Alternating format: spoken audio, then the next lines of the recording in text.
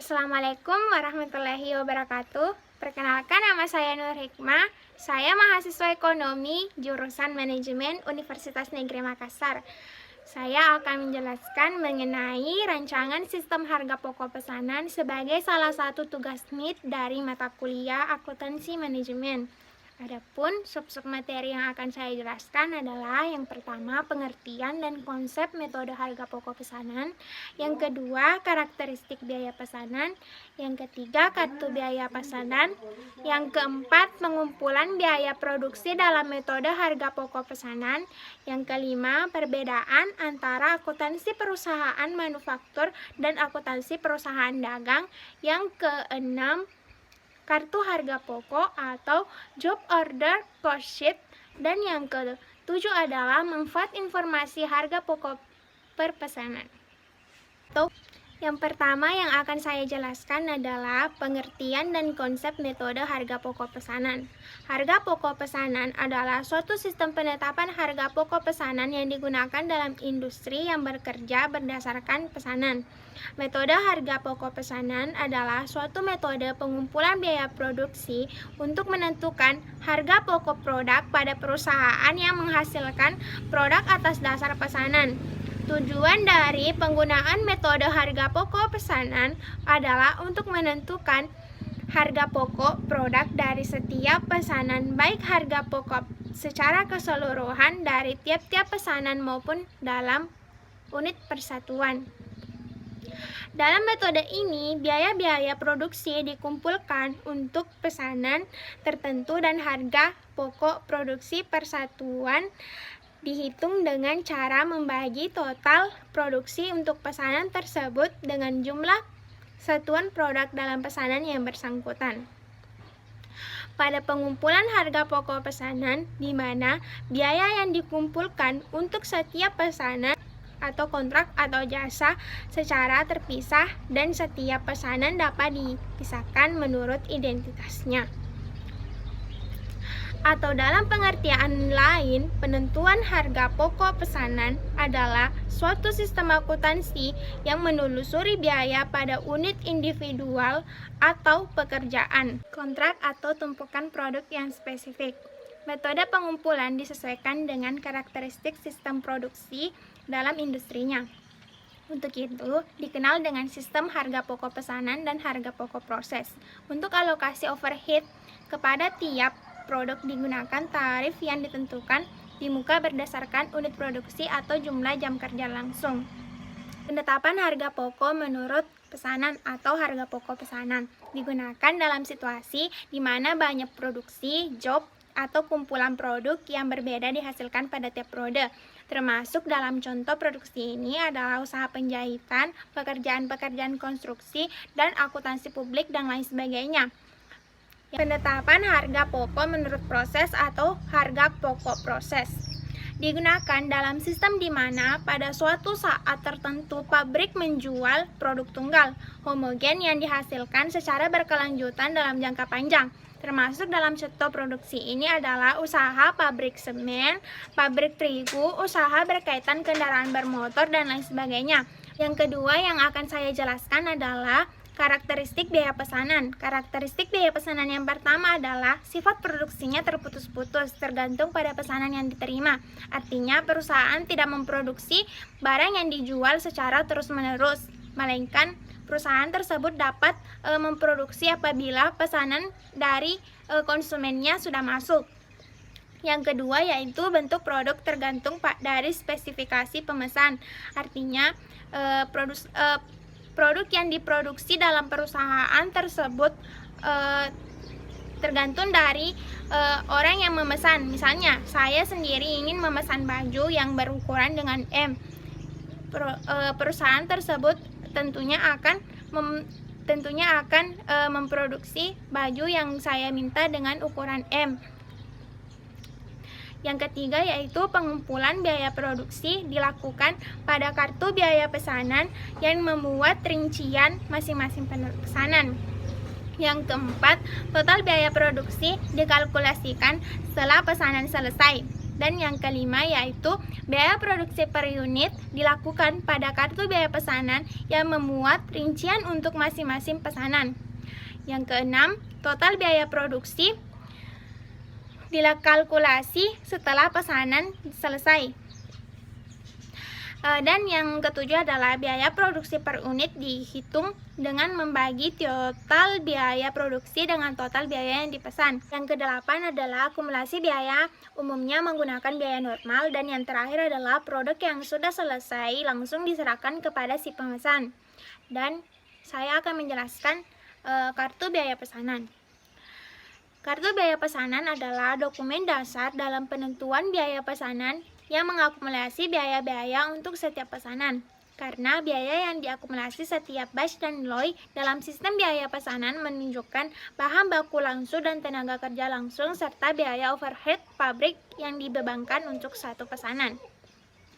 File kartu biaya pesanan yang belum selesai dapat berfungsi sebagai buku besar tambahan untuk persediaan dalam proses. Syarat-syarat penggunaan metode harga pokok pesanan. Yang pertama, masing-masing pesanan, pekerjaan atau produk dapat dipisahkan identitasnya secara jelas dan perlu dilakukan penentuan harga pokok pesanan secara individual karena pesanan tiap orang itu berbeda-beda. Misalnya saja, ada orang yang memiliki pesanan yang ukuran M, ada yang L dan ada yang extra L atau SL.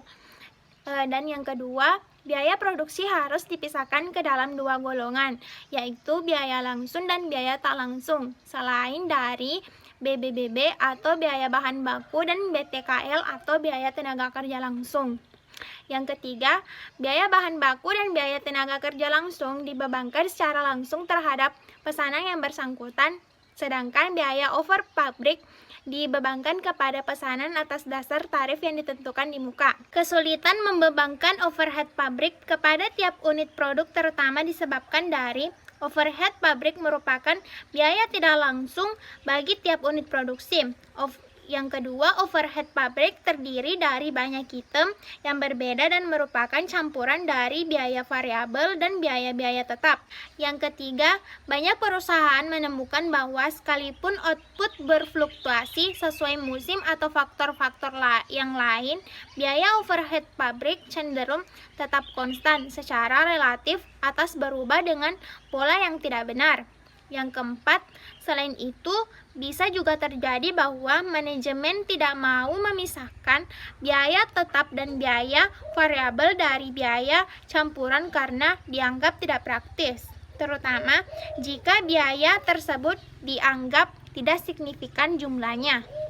Yang keempat, harga pokok setiap pesanan ditentukan pada saat pesanan selesai.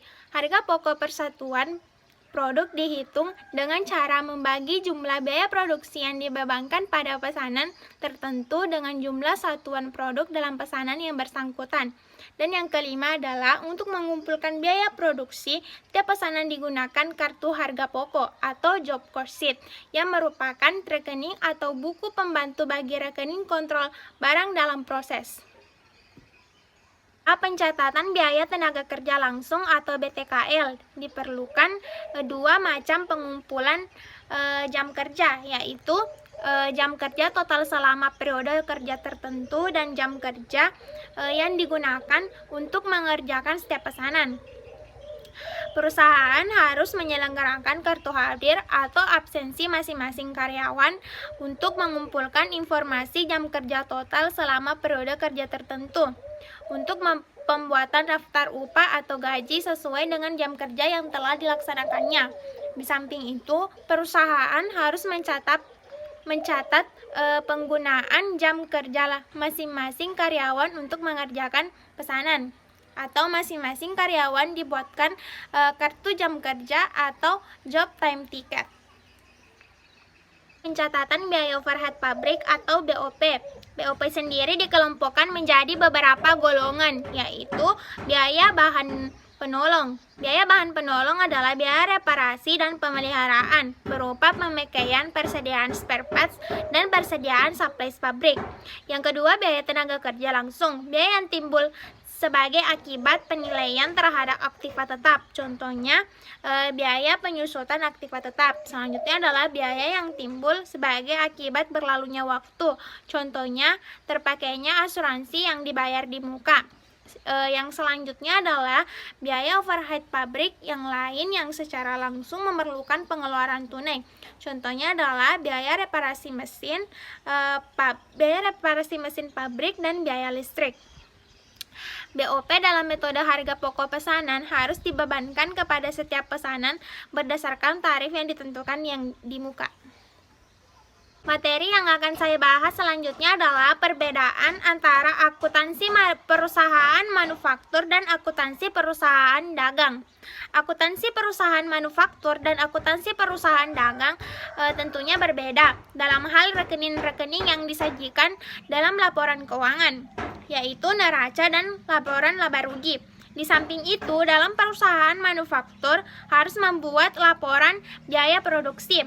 Perbedaan keduanya diuraikan sebagai berikut.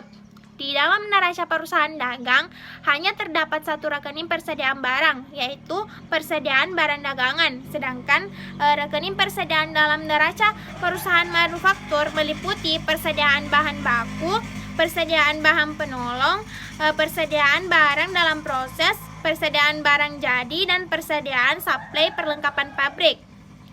Perbedaan dalam laporan laba ruginya. Perbedaan dalam laporan laba rugi antara perusahaan dagang dan perusahaan manufaktur terletak pada perhitungan harga pokok penjualannya. Pada perusahaan dagang, barang tersedia untuk dijual diperoleh dengan menjumlahkan persediaan awal dan pembelian bersih. Sedangkan pada perusahaan manufaktur diperoleh dengan menjumlahkan persediaan awal barang jadi dan harga pokok produksi. Materi yang akan saya bahas selanjutnya adalah perbedaan antara akuntansi perusahaan manufaktur dan akuntansi perusahaan dagang. Akuntansi perusahaan manufaktur dan akuntansi perusahaan dagang tentunya berbeda dalam hal rekening-rekening yang disajikan dalam laporan keuangan, yaitu neraca dan laporan laba rugi. Di samping itu, dalam perusahaan manufaktur harus membuat laporan biaya produksi. Perbedaan keduanya diuraikan sebagai berikut. Di dalam neraca perusahaan dagang hanya terdapat satu rekening persediaan barang, yaitu persediaan barang dagangan. Sedangkan rekening persediaan dalam neraca perusahaan manufaktur meliputi persediaan bahan baku, persediaan bahan penolong, persediaan barang dalam proses, persediaan barang jadi, dan persediaan suplai perlengkapan pabrik. Perbedaan dalam laporan laba ruginya. Perbedaan dalam laporan laba rugi antara perusahaan dagang dan perusahaan manufaktur terletak pada perhitungan harga pokok penjualannya. Pada perusahaan dagang, barang tersedia untuk dijual diperoleh dengan menjumlahkan persediaan awal dan pembelian bersih. Sedangkan pada perusahaan manufaktur diperoleh dengan menjumlahkan persediaan awal barang jadi dan harga pokok produksinya. Materi selanjutnya yang akan saya jelaskan adalah kartu harga pokok atau job order cost sheet. Kartu harga pokok merupakan catatan penting dalam metode harga pokok pesanan. Kartu harga pokok ini berfungsi sebagai rekening pembantu yang digunakan untuk mengumpulkan biaya produksi tiap pesanan produk. Biaya produksi untuk pengerjaan suatu pesanan dicatat secara rinci di dalam kartu harga pokok pesanan yang bersangkutan.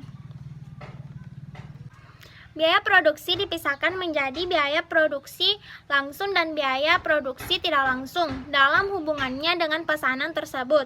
Biaya produksi langsung dicatat dalam kartu harga pokok pesanan yang bersangkutan secara langsung, sedangkan biaya produksi tidak langsung dicatat dalam kartu harga pokok berdasarkan suatu tarif tertentu. Yang terakhir adalah saya akan menjelaskan mengenai manfaat informasi harga pokok produksi per pesanan. Dalam perusahaan yang produksinya berdasarkan pesanan, informasi harga pokok produksi per pesanan bermanfaat bagi manajemen dalam yang pertama menentukan harga jual yang akan dibebankan kepada pemesan. Perusahaan yang produksinya berdasarkan pesanan memproses produknya berdasarkan spesifikasi yang ditentukan oleh pemesan. Dengan demikian, biaya produksi pesanan yang satu akan berbeda dengan biaya produksi pesanan yang lain, tergantung pada spesifikasi yang dikehendaki oleh pemesan. Oleh karena itu, harga jual yang dibebankan kepada pemesan juga berbeda-beda, sangat ditentukan oleh besarnya produksi yang akan dikeluarkan untuk memproduksi pesanan tersebut. Yang kedua, mempertimbangkan penerimaan atau penolakan pesanan. Ada kalanya harga jual produk yang dipesan oleh pemesan telah terbentuk di pasar, sehingga keputusan yang perlu dilakukan oleh pihak manajemen adalah menerima atau menolak pesanan tersebut. Untuk memungkinkan pesanan yang akan diterima tersebut, informasi total harga pokok pesanan memberikan perlindungan bagi manajemen agar dalam menerima pesanan perusahaan tidak mengalami kerugian. Ketiga, memantau realisasi biaya. Jika suatu pesanan telah diputuskan untuk diterima, manajemen memerlukan informasi biaya produksi yang sesungguhnya dikeluarkan di dalam memenuhi pesanan tertentu. Oleh karena itu, akuntansi biaya digunakan untuk mengumpulkan informasi biaya produksi tiap pesanan yang diterima untuk memantau apakah proses produksi untuk memenuhi tertentu menghasilkan total biaya produksi pesanan sesuai dengan yang diperhitungkan sebelumnya. Yang keempat, menghitung laba atau rugi dalam pesanan. Untuk mengetahui apakah suatu pesanan menghasilkan laba atau tidak, manajemen memerlukan biaya produksi yang telah dikeluarkan untuk memproduksi pesanan tertentu. Informasi laba atau rugi tiap pesanan diperlukan untuk mengetahui kontribusi tiap pesanan dalam menutup biaya non-produksi dan menghasilkan laba atau rugi. Oleh karena itu, metode harga pokok pesanan oleh manajemen untuk mengumpulkan informasi biaya produksi sesungguhnya dikeluarkan untuk tiap pesanan guna menghasilkan informasi laba atau rugi dari tiap pesanan tersebut. Yang kelima adalah menentukan harga pokok persediaan